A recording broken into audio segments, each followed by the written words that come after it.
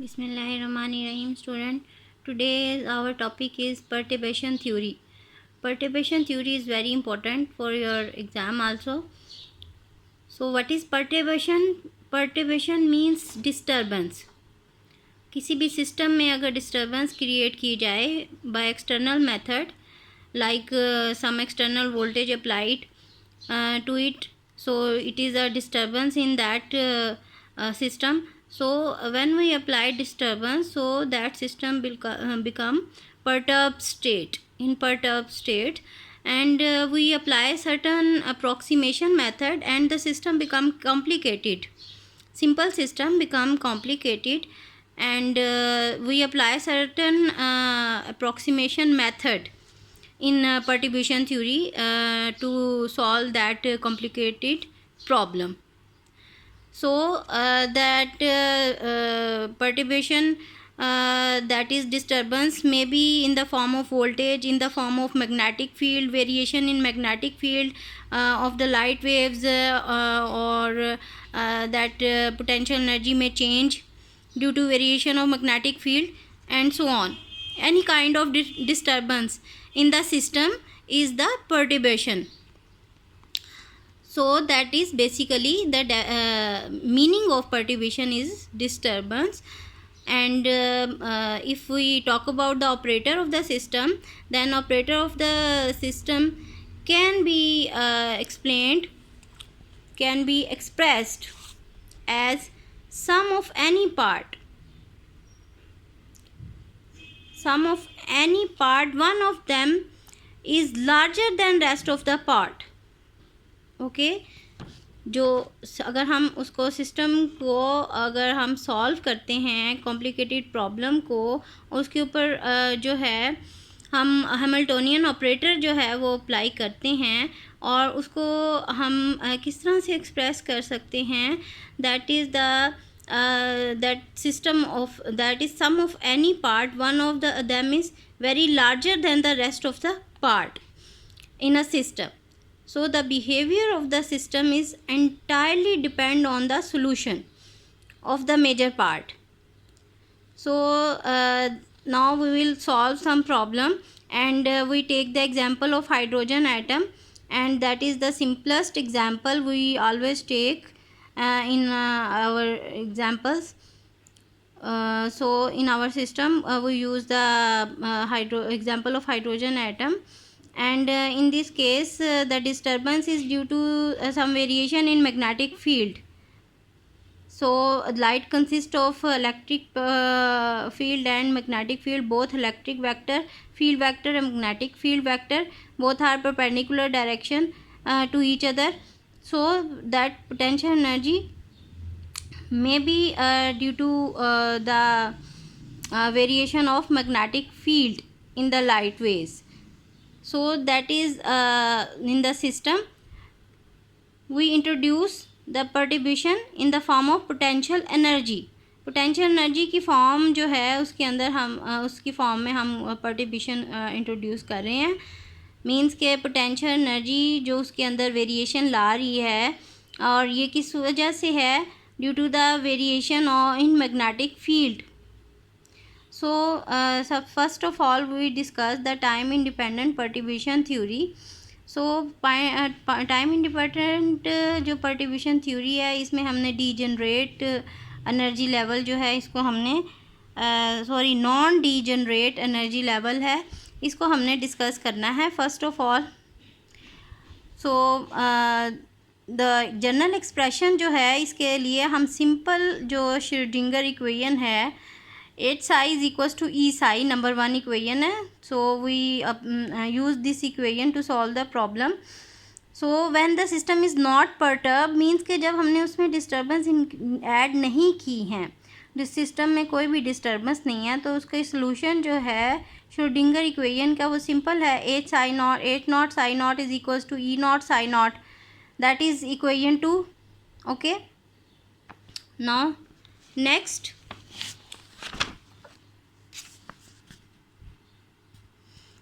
we subject the system to the perturbation. पहले perturbation add नहीं थी तो सिंपल हमारे पास आंसर था, सोल्यूशन था.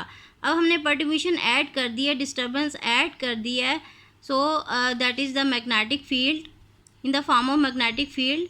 देन हैमिल्टोनियन जो है वो सिस्टम का चेंज हो जाएगा। इसमें क्या ऐड हो जाएगा, एच नॉट था पहले, इसमें प्लस लैम्डा वी जो है वो भी ऐड हो जाएगी, ठीक है। So we is due to perturbation. Again we write Schrodinger equation.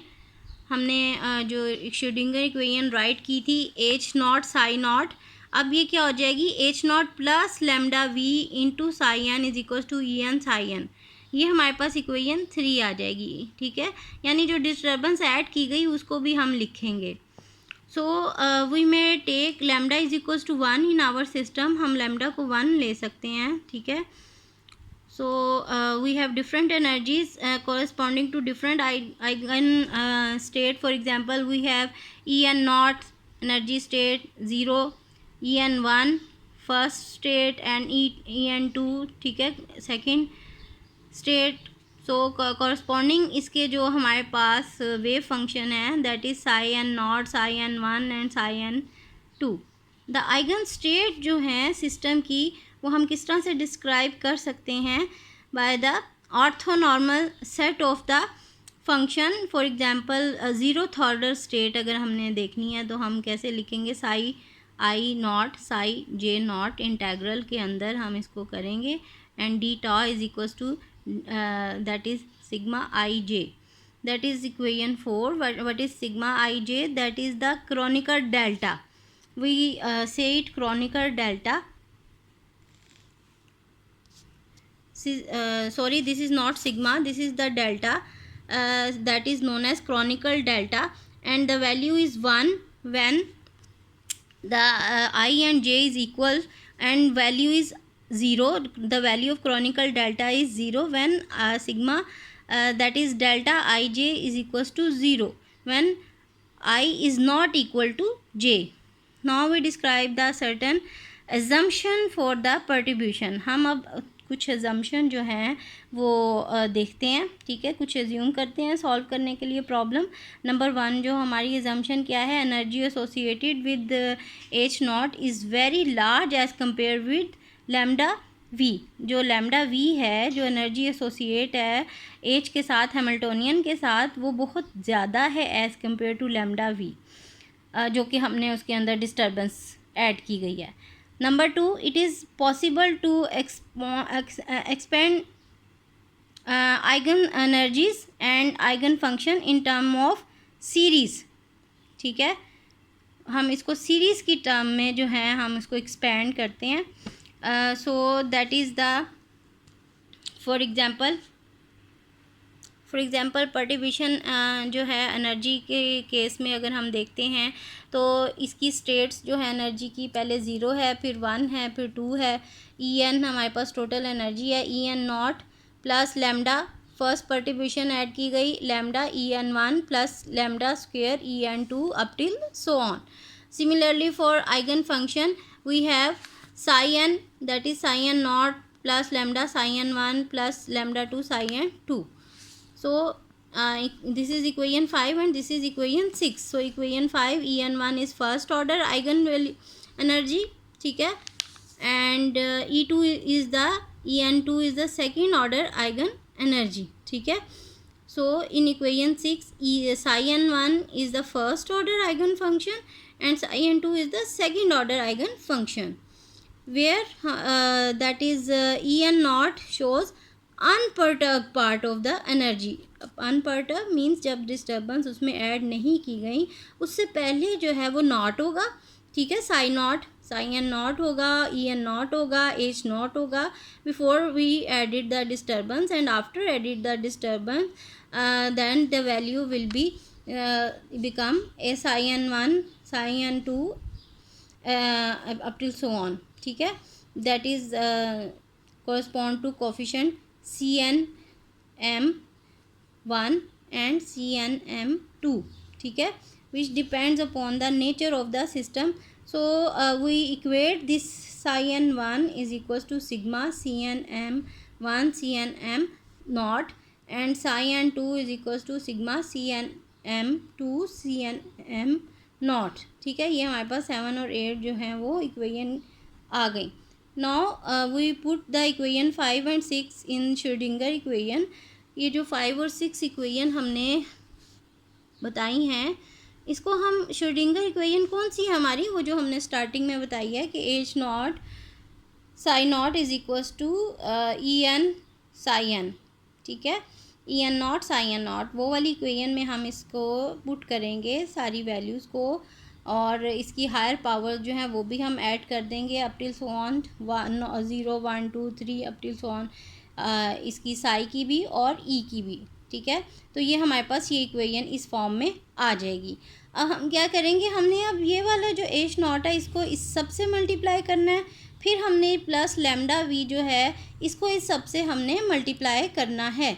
इसी तरह से हमारे पास ये ई एन नॉट है, इसको हमने इस सब से मल्टीप्लाई करना है, फिर लैम्डा ई एन वन है, इसको हमने इस सब से मल्टीप्लाई करना है. तो ये बहुत हमारे पास कॉम्प्लिकेटेड और हायर वैल्यूज़ भी आ जाएंगी इसके अंदर, और फिर जब हम इसे इक्वेट करेंगे तो हमारे पास जो हायर वैल्यूज़ आ जाएंगी तो वो जो है हम निगलेक्ट कर देंगे. ठीक है, और हम सिर्फ कौन सी वैल्यू लेंगे, हम ये वाली जो वैल्यू है ये हम ले लेंगे. ठीक है, H not psi N not plus lambda that is equals to H not psi n one plus V psi N not psi N not, ये ब्रैकेट में आ जाएगा क्योंकि लैम्डा कॉमन है. लैम्डा की पावर जब 1 होगी, जो 1 पावर के लैम्डा है उसको इक्वेट कर देंगे, इक्वल कर लेंगे, मतलब आउटसाइड ले लेंगे और अंदर वाली टर्म आ जाएगी हमारे पास जो कॉमन है, प्लस लैम्डा 2 ये हमारे पास आ जाएगा. ठीक है, और that is equals to after equality हमारे पास psi N not plus lambda. हम इसी तरह से इक्वेशन की दूसरी साइड पे भी लैम्डा वाली टर्म्स इक्वल कर लेंगे, जिसकी पावर लैम्डा की 1 है उसको एक साइड पे कर लेंगे और लैम्डा की पावर 2 को दूसरी साइड पे कर लेंगे. ठीक है, so that equate the coefficient of lambda on both side. हमने लैम्डा के कोफिशिएंट को दोनों साइड पे इक्वेट करना है. लैम्डा के कोफिशिएंट मींस पहले हमने H not psi N not that is equals to E N not psi N not. ठीक है, ये क्या है हमारे पास, E N not psi N not, ये आ जाएगा, दैट इज़ 9a आ जाएगी इक्वेशन. अब ये लैम्डा का कोफिशिएंट क्या है, H not psi n one plus V psi N naught, इसको इक्वालिटी के एक साइड पे रखेंगे लेफ्ट हैंड साइड पे, और ये जो राइट हैंड साइड पे इक्वेशन है ये ई एनर्जी का पार्ट यहाँ आ जाएगा, और ये हैमिल्टोनियन का पार्ट वेव फंक्शन के साथ जो मल्टीप्लाई हो रही है वो इस साइड पे आ जाएगा लेफ्ट हैंड साइड पे. ये तो पावर 1 होगी लैम्डा की, ये पावर 2 जो है इसको भी इक्वेट कर लेंगे तो ये आ जाएगा, इसको हम 9b कह लेंगे और 9c कह लेंगे.